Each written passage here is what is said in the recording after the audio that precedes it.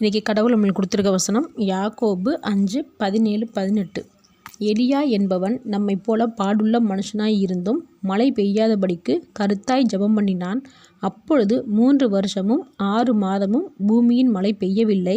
மறுபடியும் ஜெபம் பண்ணினான். அப்பொழுது வானம் மழையை பொழிந்தது, பூமி தன் பலனை தந்தது. இந்த வசனத்தை கொண்டு கடவுள் நம்மகிட்ட என்ன சொல்கிறத பார்ப்போம். எலியா என்ற மனிதன் நம்மளை போல கஷ்டங்கள் நிறைந்த மனுஷன்தான். அவன் ஒரு தீர்க்கதரிசின்றதுனால அவனுக்கு பிரச்சனைகள் இல்லாமல் இல்லை. அவனும் கஷ்டங்களை சந்தித்தவன் தான்.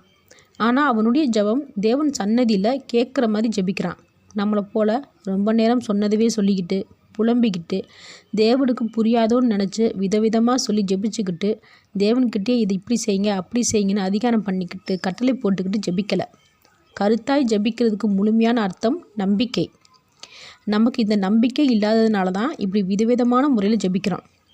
3 வருஷம் 6 மாதம் மழை பெய்யக்கூடாதுன்னு ஜெபிக்கும் போதும் அதுக்கப்புறம் மழை பெய்யணும்னு ஜெபிக்கும் போதும் அவனுடைய ஜெபம் கேட்கப்பட்டது, அதன்படி நடந்தது. இங்கே அவன் தேவன் மேலே வச்சிருக்க நம்பிக்கையை தாண்டி அவன் ஒன்றுமே செய்யலை.